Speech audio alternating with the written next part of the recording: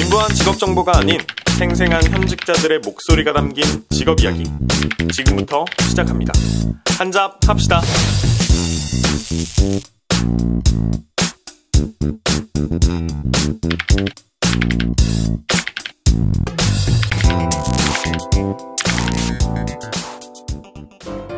네, 저희 잡투유 이웃집 변호사님들과 함께 오늘 변호사라는 직업에 대해서 좀 저희가 알아보려고 합니다. 반갑습니다. 우선은 간단하게 채널이랑 본인 소개 한번 좀 부탁드리겠습니다. 네, 안녕하세요. 저는 신명진 변호사라고 합니다. 지금 변호사로 일한 지는 6년 차. 네, 안녕하세요. 저는 변호사 7년차로 활동하고 있는 임주혜 변호사라고 합니다. 네, 안녕하세요. 저는 김하영 변호사고요. 저도 6년차 변호사고 노동과 형사 전문 분야로 일하고 있습니다. 저희는 이워스 법률사무소를 운영하고 있는 변호사 3인방 그리고 이웃집 변호사라는 유튜브 채널을 운영하고 있고요. 저희가 각자 다 변호사로 활동하고 있어서 이렇게 변호사에 대한 업무에 대해서 이렇게 얘기해보고 싶어서 이렇게 나오게 됐습니다. 너무 반갑습니다.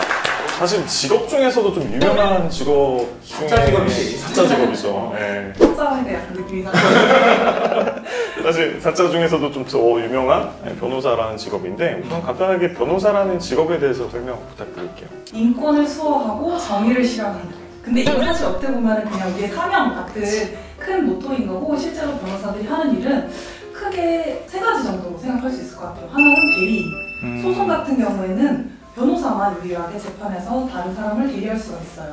그리고 그뿐만 아니라 예를 들어 뭐 유언이라든가 이런 것들을 대리할 수 있는 사람인 거고, 두 번째로는 형사사건에서 법을 잘 아는 변호인이 그 사람의 편에서 이제 변호를 해주는 거죠. 세 번째로 이제 현대에 와서는 법이 비치지 않은 영역이 없잖아요, 우리 사회에. 그렇죠. 그 각 영역에서 그야말로 각종 조언도 해주고 상담도 해주고 어떤 프로젝트 설계도 같이 하는 그런 그야말로 법 전문가로서 일을 하는 것이 바로 변호사.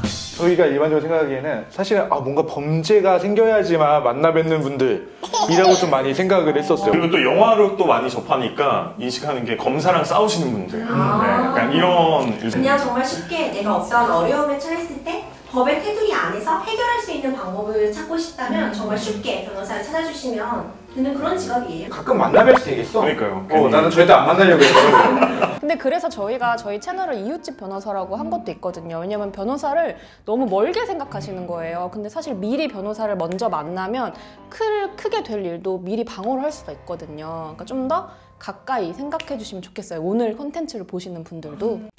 네, 저희 본격적으로 그러면 이제 변호사분들이 어떻게 되고 그리고 어떻게 일을 하시는지에 대해서 한번 여쭤보게 할 건데요. 그럼 일단은 무조건 4년제 학위를 받아야 되는 거죠? 그렇죠. 초대조를 졸업하셔서는 안 되고 무조건 4년제를 졸업하셔야 되고, 대학생 할 때 학점이 들어간다고 그래서 성적이 들어간다고 해서 평균적으로 굉장히 좀 높은 학점대를 유지하지 않으셨을까? 당연히 성적은 높은 게 좋은 건 맞죠. 근데 이제 요새 입학하는 후배들 얘기를 들어보면은 아예 대학교 1학년 입학할 때부터 나는 우스쿨에 가야겠다 이렇게 결심을 하고 입학을 하는 친구들이 많다 보니까 다들 막 학점 괴수라고 하더라고요. 거의 막 만점에 가까운 학점을, 아니면 리트가 아주 우수해가지고 리트 성적으로 학점을 커버한다든지 그런 게 좀. 근데 리트 시험에 대해서 말씀해 주시는데 사실 저희가 좀 많이 생소하거든요. 그렇죠. 어떤 것들을 시험 과목으로 보는 거예요? 리트 시험, 법학 적성 시험이라고 하면 결국 그 시험의 취지가 변호사로 공부를 하고 활동을 하는데 어느 정도 적성이 있을 수 있을까 그런 거를 판단하는 시험이라고 보시면 되거든요. 과목이 3개가 있어요. 첫 번째가 언어의 이해, 언어 이해라는 과목이 있고, 점점 더 모호해져. 두 번째가 추리 논증, 추리 논증이라는 과목이 있고, 이제 세 번째가 논술. 언어 이해는 쉽게 생각하시면 조금 고난도 보전의 수능 언어. 딱 그렇게 생각하시면 돼요. 그러니까 수능에서 우리 언어 보잖아요. 네. 그 언어가 지문도 더 길어지고 내용이 좀 더 전문적이고 복잡해지고, 추리 논증은 어떻게 생각하시면 되냐면 사고력 게임 같은 그런 문제인데, 넌센스 퀴즈 같은 넌센스 퀴즈 내지는 뭔가 사고력 게임 같은 문제인데 추리를 해서 맞춰내는 비커가 뭐 3개 있는데 뭐 이런 유형 있잖아요. 물을 여기 부었다 저기 부었다 이런 느낌이. 그럼 이 중에 법이 있다. 막 그런 거예요. 딱 그런 거예요. 네. 그렇죠. 누가 거짓말을 막 하고 있는데 막 이런 거 있잖아요. 그게 바로 추리 논증인데, 이제 그 과목이 하나 있고, 논술은 말 그대로 넌 사회나 인문 영역을 망라해서 내 생각을 자유롭게 기술해낼 수 있는 나머지 2개, 언어랑 추리 논증은 객관식이고 논술은 서술형이고, 이렇게 3과목으로 구성되어 있어요. 이거 시험 준비를 그러면 뭐 잠깐 하셔서 되실 건 아닐 것 같아요. 어떤 책을 보고 거기에 대한 지식을 답하는 게 아니기 때문에 사실 어떤 단기간에 준비할 수 있다기보다 그냥 꾸준히 어떤 글을 읽고 이해하고 그거를 풀어낼 수 있는. 맞아요. 근데 또 준비를 할 수 없냐 그렇게 보면 학원이 또 있어요. 아. 또 사교육이 또 있어요. 대한민국이잖아. 유명한 학원들이 모든 학원이 확실히 도움이 되나요? 근데 저는 사실 굉장히 도움을 받았다고 말하고 싶어요. 그 사람마다 다를 것 같아요. 그런데 말 그대로 기본적인 건 책도 많이 보고 이제 대학 생활을 충실히 하면서 어느 정도 지식을 쌓는 건 굉장히 중요한데 결국 객관식이잖아요. 어떤 어느 정도의 문제를 푸는 팁이나 이런 거는 저는 학원을 맞아요. 통해서 어느 정도 도움을 받았습니다. 확실히 요령이 있으면 좀 더 수월하게 하실 수도 있으니까. 네, 맞아. 그러면 앞에서 얘기했던 평상시 대학생활 때의 그쵸. 학점과 네. 리트 성적과 네. 세 번째로 들어가는 게 공인영어. 토익, 텍스, 뭐 토플 이런 게 들어갈 텐데 서울대 같은 데는 이제 탭스만을 받아줘요. 다른 학교는 통상 뭐 토익, 탭스, 토플 모든 걸 받아주죠. 거의 다 공인 영어 성적이기 때문에 국내에서 통용되는 다만 가장 높은 성적을 받기 가장 쉬운 게 토익이기 때문에 아무래도 대부분의 분들이 토익을 준비하게 되고 사실 이거 인터뷰를 준비하면서 약간 찾아봤는데요. 최하 토익이 950은 넘어야 된다. 라는 최하인가요? 얘기가 있더라고. 950. 지식인에 떴더라고. 지식인? 공부하면 그 정도를 대부분 만들어내세요. 준비하시는 분들은. 네, 그래서 근데 물론 아까 말씀드린 것처럼 그 점수가 그만큼 안 돼도 다른 걸로 충분히 네. 커버할 수 있지만 내가 지금 다니고 있는 학교보다 높은 상위의 로스쿨을 지원하려고 한다거나 아니면 학점 같은 거에서 좀 안 좋은 그런 좀 약점이 있다 이러면은 토익은 만점 가까이 준비해 두시면 분명히 좋은 결과일 수 있을 것 같아요. 그러니까 뭐 별도로 커트라인이라는 게 지정이 되어 있는 게 아니라 네. 경쟁력을 좀 그쵸. 커버하거나 높일 수 있는 영역이. 그러다 보니까 어느 하나 소홀히 하기가 좀 어려울 것 같아요. 다 준비를 해야 될 것 같아요. 불안하니까. 그쵸. 결국엔 다 살아야 된다. 자, 여기다 이제 또 추가되는 겁니다. 대외 활동. 뭐 예를 들면은 뭐 어떤 사회적인 경험이나 뭐 이런 게 경력이 들어갈 수도 있고 또 뭐 봉사활동 이런 것도 들어가는 건가요? 나의 어떤 포트폴리오를 붙인다 이렇게 생각하시면 되거든요. 나를 드러내는 장점을 꼭 그런 전형적인 뭐 성적이나 영어로만 평가할 게 아니라 뭔가 좀 더 입체적으로 바라보겠다 이런 트렌드에 맞춘 거기 때문에 근데 좀 우리나라에서 아쉬운 건 정상적으로 공부해서 대학교 나오면 아니 어떻게 뭘 그렇게 붙일 서류가 많이 있겠어요. 맞아요. 그게 참 아쉬운 저도 아쉽다고 생각하는 부분인데 그래도 채워나가려면 동아리 활동했다는 것 자체가 그냥 저를 드러내는 게 아니라 이제 이런 식으로 포장하는 거죠. 전 오케스트라를 했는데 네. 공연을 준비하면서 내가 직접 뭐 신촌에 막 돌아다니면서 전단지를 뿌렸다. 그러면서 뭔가 나의 그런 거를 이렇게 어필하는. 근데 다 자소서가 다 그런 것 같아요. 학생의 입장에선 그런 건데 학생에서 바로 로스쿨을 오는 게 아니라 일반 다른 사회 경력을 갖고 오시는 분들도 많이 있어요. 그런 분들은 자기가 그동안에 대학을 졸업하고 뭐 어떤 일을 했는지 그런 것들을 이제 많이 서술을 주로 하게 되겠죠. 대학생들은 대학생활 위주로 하게 되고. 그렇죠. 봉사활동 같은 것도 내가 많이 꾸준히 뭐 단기간에 이런 입시를 위해서 뭐 20시간 딸랑 한 거 가지고는 큰 영향이 없지만 뭐 100시간 이상 뭐 꾸준히 어떤 목표를 가지고 했다는 게 증명이 되면 굉장히 저는 플러스가 되는 요소라고 생각됩니다. 그냥 막 서류를 붙이는 게 중요한 게 아니라 나를 좀 풍요롭게 보일 수 있는 그런 걸로 좀 넣으시면 맞아요. 경쟁력이 생긴다. 네. 저는 유튜브 이런 거 하는 것도 만약 입시가 된다면 나를 나를 이제 드러내는데 굉장히 좋은 그런 맞아요. 매체가 될 것 같아요. 로스쿨 도전? 아니 우리 직원으로 들어오기로 했는데 도전 안 돼요. 처음부터 배우면 되죠. 기본부터. 네. 이번부터. 네. 자, 그러면 여기서 하나 이제 더 여쭤보고 싶은 게 면접 같은 건 따로 보진 않나요? 저도 그죠. 보통 이제 요즘 2차 제일 전형에서 중요한 것 같아요. 그 이 앞에 것들이 서류로서 다 통과가 된 다음에 그 다음에 면접을 보시는 거죠? 그래서 제가 지금까지 말씀드렸던 네. 요소가 1차 전형 합격을 하면 보통 2배수 내지는 2.5배수 정도 뽑는 걸로 알고 있는데 그럼 이제 제가 그걸 가지고 지원한 학교가 있잖아요. 학교는 2군데까지 지원할 수 있거든요. 가군, 나군 나눠져 있어가지고 면접을 보러 가는 거죠. 면접 때 어떤 것들을 좀 주로 이런 거 단골 질문이다 약간 이런 게 있을까요? 그 전형적인 그런 거 있잖아요. 막 아이가 이렇게 있고 막 기차가 오는데 뭐 기차를 그냥 내보내면 100명이 죽고 마이 막 이런 거 그럴 때 어떻게 문제를 해결할 것인가를 보는 거기 때문에 많은 경우에서 그렇게 뭔가 딜레마 상황에 어떻게 논리적으로 결론을 추론할 것인지를 있는지를 살펴보고요. 뭔가 로스쿨 면접의 핵심은 법학적으로 사고하는 능력이 있는가 그거를 많이 보는 것 같아요. 그러니까 어떤 결론에 이르를 때도 그냥 막연히 느낌상 그럴 것 같은데요? 이제 이런 애들은 조금 어렵다 이렇게 보시는 거고 이러저러 함으로 이렇다 이제 이렇게 사고하는 친구인가 아닌가를 보시는 것 같아요. 맞아. 좀 전에 예를 들어주신 것도 누구를 구해야 되는 게 사실 정답이라는 게 없는데 정확하세요. 그 사이에서 내가 내세운 주장을 얼마나 잘 뒷받침할 수 있는 논리 근거가 있느냐 그런 게 좀 중요한 것 같아요. 그리고 또 얼마나 이성적이냐라는 것도 좀 평가에 들어갈 것 같아요. 네. 그렇습니다. 네. 뭔가 면접 보는 것 같아요. 말 한마디 한마디가 좀 조심스럽고. 초반부터 시작해야 돼요. 사장님들이 계셔가지고. 그런 느낌이야. 자, 그럼 이 5가지 이제 과정을 다 거쳐서 이제 로스쿨에 들어가게 되는데 실적으로 국내에 로스쿨이 총 몇 개 정도가 있는 건가요?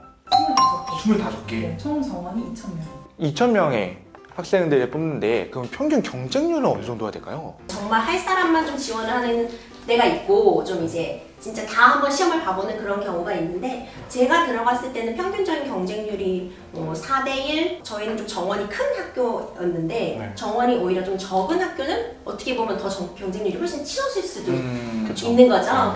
그건 약간 어떤 시험 전략이랄까? 운대도 좀 잘 맞아요. 맞아. 눈치 싸움도 엄청 심해요. 그래서 이제 원서 넣는 철 되면은 그 로스쿨 커뮤니티 내에서 이제 막 각종 공작과 거기 요번에 터진다더라 막 이런 막 여론 막 만들고 나 성적 되게 높은데 나 여기 썼다? 막 이러면 막 그럼 그럼 이제 막 이렇게 되게 그럼 로스쿨을 준비하시는 분들이 좀 사용할 만한 커뮤니티가 있을까요? 서로연도 많이 가고 네. 그리고 요새는 뭐 메가로스쿨 이런데 학원에서 운영하는 사이트들 커뮤니티 기능을 이용해서 서로 정보를 교환하기도 하고 DC 이런 데도 많이 이렇게 안 좋은 정보들이 많이 날아다니기도 하지만 그런 데서 이제 사람이 모이니까 그런 데서도 설왕설래하죠. 근데 좀 꼭 말씀드리고 싶은 게 저도 굉장히 그런 입시 준비하면서 카페에 엄청 열심히 들어가보고 막 큰일 났어 막 나만 점수 못 받았어 이런 거 진짜 많이 했는데 그런 카페에서 정보를 얻는 것도 굉장히 중요하지만 재학 중인 선배들이나 좀 실제로 좀 아는 사람들을 찾아서 만나보면서 정보를 얻는 것도 좀 좋으실 것 같아요. 잘못된 정보를 믿고 막 지레 겁먹어서 지원 못하겠다고 생각을 하거나 그런 걸 많이 봐서 주변에 로스쿨 재학 중이신 분이 없다 지인 중에 할 경우 어디 찾으면 될까? 이웃집 변호사. 저희 채널 소통 창구 항상 열려 있으니까요. 댓글로 문의 주셔도 되고 이메일 그리고 그리고 직업을 찾으신다면 잡수인. 우리도 해야 될 것 같아요. 로스쿨 입학 전까지 생활 좀 들어봤고 이제 입학 후의 생활에 대해서 좀 여쭤보려고 하는데 입학하기 전에 필요한 게 있죠. 등록금이라고. 많은 분들이 잘 알고 계시더라고요. 한 달 1,000만 원 정도? 국립대는 조금 더 저렴하고. 이게 통계 자료가 뜨더라고요. 네. 신문이나 이런 게 떠서 봤는데 서울수제 약간 사립대학 같은 경우에는 거의 진짜 한 학기에 1,000만 원 가까이씩. 근데 그래도 그 장학금 제도가 어쨌든 다 마련이 되어 있어요. 그것 때문에 너무 걱정하시지 말고 장학금 제도 잘 찾아보셨으면 좋을 것 같아요. 등록금이 비싸다 보니까 뭐 사다리를 자꾸 걷어차는 거 아니냐 이런 얘기들이 있는데 사회 배려자 전형이 따로 있어요. 그래서 정원을 아예 따로 뽑아요. 그래서 당연히 그렇게 입학을 한 친구들에게는 장학금이 충분히 제공이 되기 때문에 네, 또 그런 면이 있고 국가 장학금 다 잘 돼 있어서 자기가 조금 이제 학자금 대출을 해가지고 일을 하면서 갚아나가는 경우도 정말 많거든요. 네. 로스쿨 들어가서 변호사까지만 하고 계신다면 뭐 그 정도는 금방 또 해결이 될 수가 있으니까. 로스쿨까지 들어가는 것까지는 아니라 일단 합격하자고. 네. 그러면 이제 저희 로스쿨 생활에 대해서 한번 여쭤볼까 해요. 그래서 첫 번째로 여쭤보고 싶었던 거는 평균적으로 수업이 얼만큼이나 들으세요? 꼭 들어야 되는 건 한 15학점 정도 됐었고 그리고 이제 더 듣고 싶을 때는 한 3학점씩 더 추가해서 듣는 정도? 생각했던 것보다 조금 여유가 있을 것 수업 같은 느낌이. 자체가 빡빡하진 않은데 공부량 자체가 너무 많다 보니까 자가학습이 되게 많이 요구가 되는 그럼요. 생활이네요. 네. 자가학습이 하루 종일 요구되는 상황인 거죠. 그 3학점 안에 들어있는 그 과목의 그 무게가 굉장하기 때문에 민소 이런 거 한 학기에 뭔가 다 민사소송법, 뭐 형법 이런 걸 한 학기에 다 머리에 우겨넣는 과정이라고 보시면 되기 때문에 수업이 그렇게 좀 적은데 등록금을 비싸죠? 제가 맞죠? 필요한 것도 아니고 자가학습인데 저 이렇게 그러면 수업이 조금 그래도 비는 시간에는 따로 뭐 스터디를 같이 하시거나 이런 것들도 되게 많으시겠어요? 그쵸. 스터디도 많이 하고 혼자 절대적으로 공부해야 되는 시간도 확보해야 되고 네. 생활 스터디도 많이 해요. 아침에 나와서 공부하기가 나 너무 게으르니까 친구들이랑 같이 뭐 8시 반까지 나오자 이렇게 해서 못 나오면 벌금 내기 이런 것도 많이 해요. 옛날 신림동 고시촌에서 아침에 몇 시에 모이자 해가지고 출석 체크하고 서로 헤어져서 각자 가서 공부하고 막 이런 거.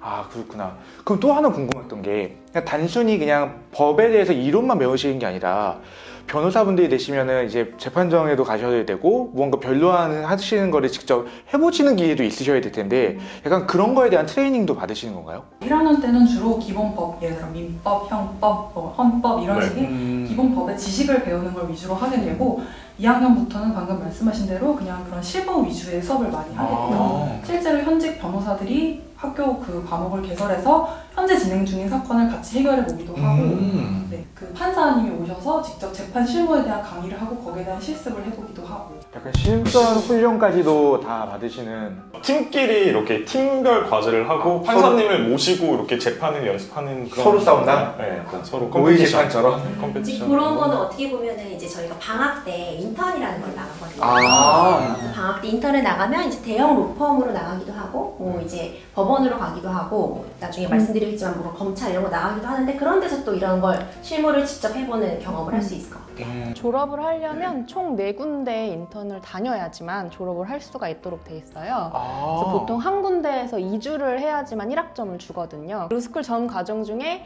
실무 수습을 8주 정도를 해야지 졸업할 수 있도록 되어 있어요. 그럼 로스쿨에서 연결을 해주는 거예요? 아니면 본인이 스스로 찾아서? 이거 굉장히 좋으신 질문인데 네. 이게 굉장히 힘들어요. 만약에 나가고 싶어하는 대형 로펌 인턴 나가는 건 굉장한 경쟁이거든요. 인턴을 나가는 건 그 로펌 입장에서는 내가 좋은 인재를 먼저 선점하겠다. 눈도장을 찍어놓을 수 있다. 그렇죠. 그래서 실제로 인턴을 나가서 바로 이게 약간 확정해 놓는 거죠. 넌 졸업 후에 우리 쪽으로 쪽에서 일을 하겠다 이런 거를 확정을 시켜주는 자리이기 때문에 그 인턴이 굉장히 중요하고 또 그 인턴이 되기도 굉장히 어렵고 근데 물론 학교에서 연결해주는 것도 있고 채용이 전제되지 않는 곳 인턴을 나가는 건 나갈 수 있는데 이제 진짜 채용이 전제된 곳을 인턴을 하기에는 쉽지 않죠.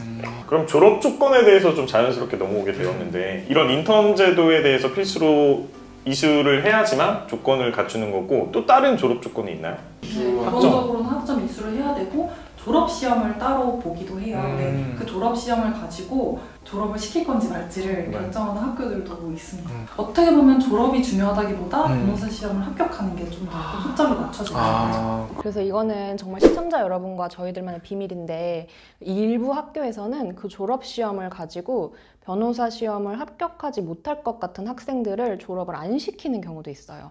왜냐하면 학교 입장에서는 합격률이 중요하기 때문에 애초에 시험을 응시하지 않으면 합격률이 잡히지가 않잖아요. 그래서 일부 학교에서는 일부 기간에는 그런 식으로 졸업 시험을 운영하는 경우들도 있어요. 비밀이에요? 그거 어떻게 하지? 이걸 어떻게 내보내지? 좋은 정보인데요? 순간적으로 모자이크와 음성 변조를 해줍니다. 갑자기 여기만 학교 차원에서 학생이 시험에 응시할 기회 자체를 박탈하는 거는 굉장히 좀 안 좋은 면이 있죠. 네.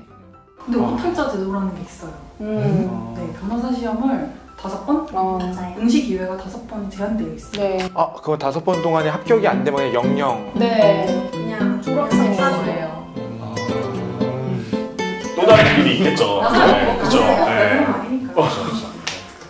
5번 시험 안에 꼭 합격을 해야 되는 거기 때문에 그 점도 또 명심해 주셔야 돼요. 왜 가끔 우리 뭐 비밀번호 입력할 때 마지막 5번째 틀리면 웃기대. 그것도 떨리잖아. 시도를 해야 될까 말까. 30초 기다리니까. 근데 이거는 00인데 와 무섭다. 자, 이렇게 해서 이제 로스쿨 졸업까지 하시고 나면 이제 가장 중요한 변호사 시험. 와, 변호사 시험은 그러면 로스쿨 졸업하고 몇 달 정도에 주로 변호사 시험이 있나요?